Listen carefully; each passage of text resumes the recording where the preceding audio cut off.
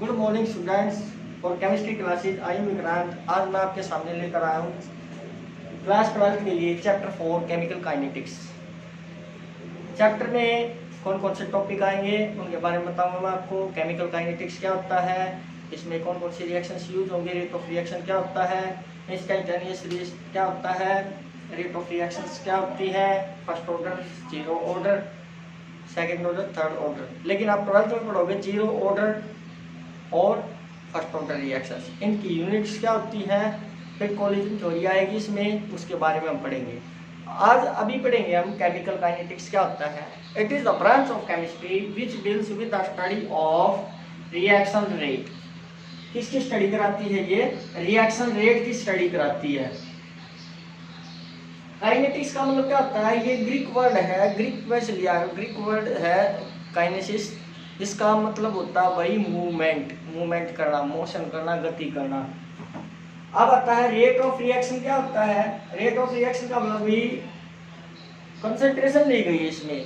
जैसे हम कोई भी जनरल इक्वेशन लेते हैं जिसमें दो चीजें होती है, रिएक्टेंट एंड प्रोडक्ट। तो molar the change in molar concentration of the species taking part in a chemical reaction per unit time, यानी कि किस में चेंज होगा? Molar concentration. मोलर कंसंट्रेशन किसकी होगी? रिएक्टेंट एंड प्रोडक्ट की। तो इसके लिए फॉर्मूला क्या बन जाएगा? With time reaction rate is equal to change in molar concentration divided by time taken for the reaction. जैसे हमें अभी जनरल इक्वेशन लेंगे, इसमें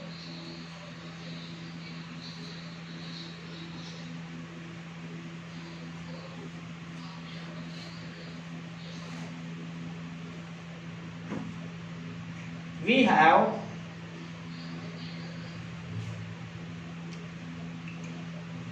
consider a hypothetical reaction। इसमें हमने hypothetical reaction ले ली भाई। R arrow head P। R का मतलब तो भाई इसमें रिएक्टेंट, P means product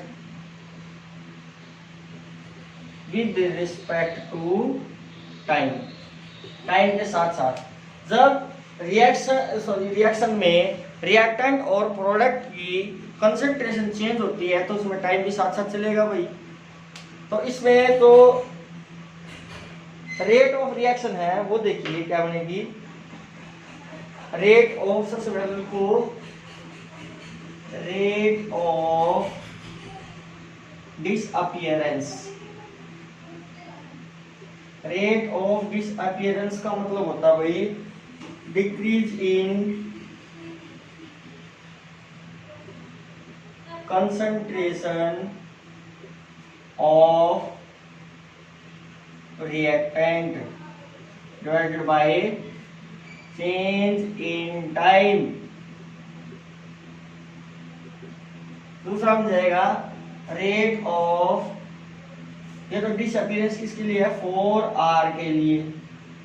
फिर लिखेंगे rate of disappearance for B। ये किसके इक्वल हो जाएगी? Increase in concentration of product divided by change in time.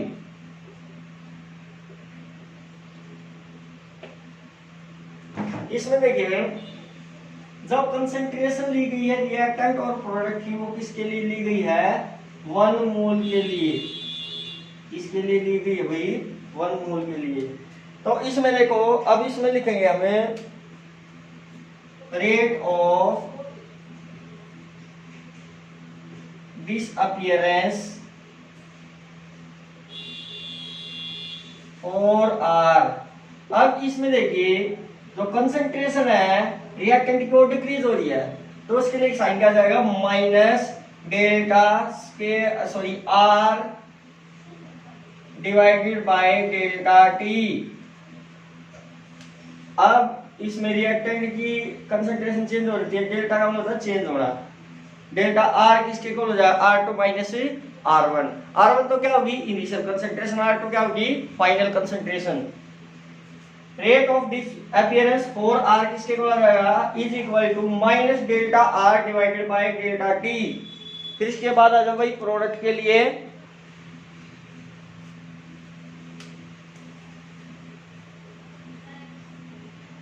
Product के लिए क्या रिएक्शन बनेगी, रेट ऑफ डिसअपीयरेंस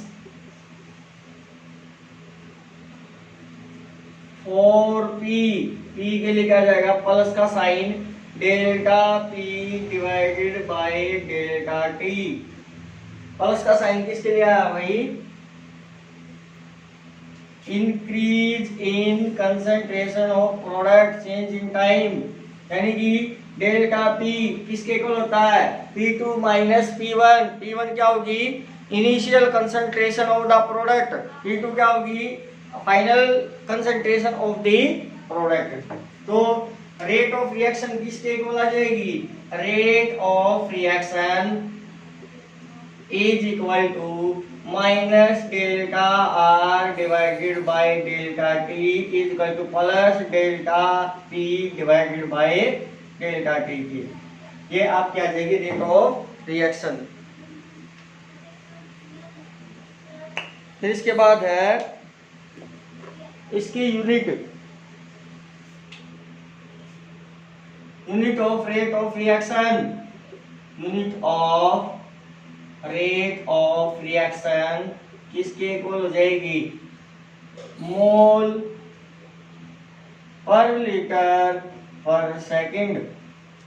इसमें मोल क्या आएगी, मोल पर लीटर पर सेकंड, या फिर और लिख सकते हो मोल पर लीटर पर मिनट। ये यूनिट हो जाएगी किसकी, रेट ऑफ रिएक्शन की। जैसे एग्जांपल लेते हैं हम, इसमें आपने ले लिया भाई example N2 gas plus H2 gas, दोनों मिलके क्या करेंगे अमोनिया गैस बना देंगे NH3 गैस। इसको बैलेंस करो, ये 2 से मल्टीप्लाई कर दो, 3 2 जा 6, 6 हाइड्रोजन हो गए, 3 से इसको कर दो भाई। अब इसके रेट ऑफ रिएक्शन लिखनी, कैसे लिखोगे, rate of reaction is equal to minus delta N2 square bracket, square bracket में लेंगे हम इनको,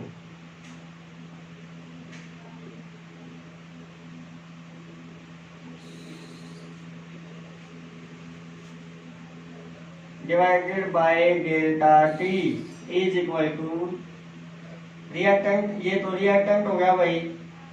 रिएक्टेंट के लिए जो मोलर कंसंट्रेशन थी क्या हो रही है, डिक्रीज हो रही है, तो इसके लिए क्या जाएगा माइनस का साइन इज इक्वल टू, अब ये जो 3H2 है ये भी किसमें है, रिएक्टेंट में है, तो इसमें भी क्या होगी मोलर कंसंट्रेशन डिक्रीज हो जाएगी, माइनस डेल्टा सॉरी 3 के लिए क्या जाएगा 1/3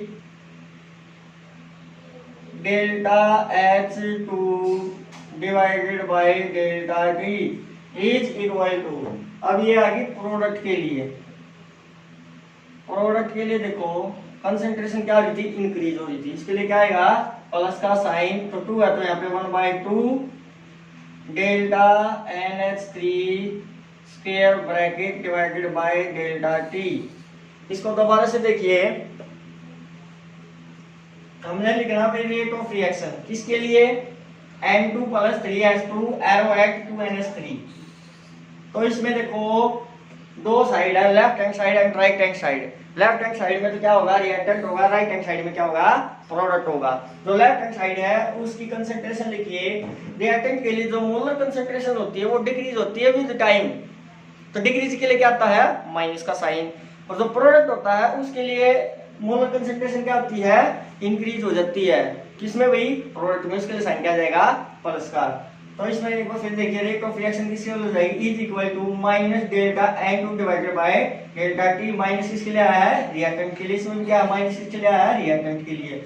अब एक मॉलिक्यूल है, एक मॉलिक्यूल तो सेम रह जाएगा, जो इसमें देखो 3 मोलिकुल, तो इसके लिए क्या आ जाएगा 1/3। इसमें देखो 2 मोलिकुल अमोनिया के, तो इसमें क्या आ जाएगा हाफ आ जाएगा 1/2। और एग्जांपल देखिए इसी का,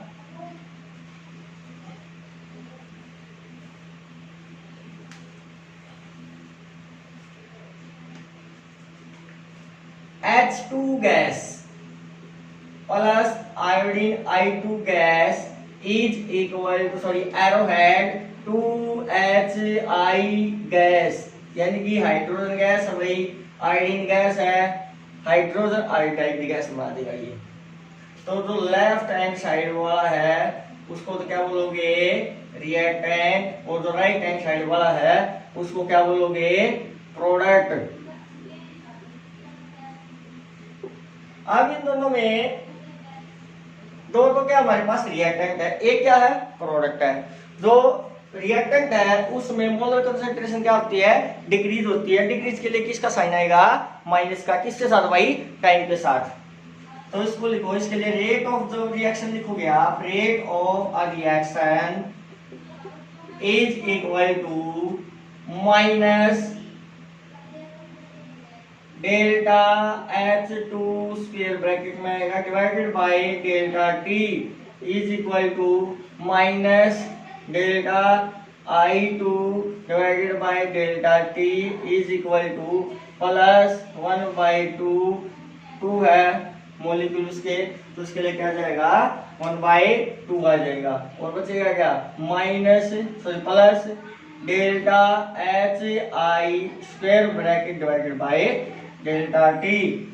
और भी लिख सकते हो आप H2 gas plus Cl2 gas is arrowhead 2HCl gas. इसके लिए रेट ऑफ रिएक्शन कैसे लिखोगे, rate of a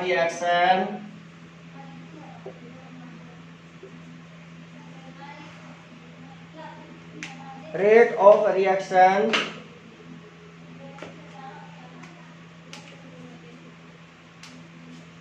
minus delta H2 divided by delta T is equal to minus delta Cl2 square bracket divided by delta T is equal to plus half delta HCl divided by delta T।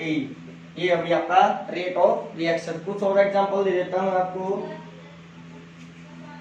कुछ solve करने ही है और comment में करके बताना भाई।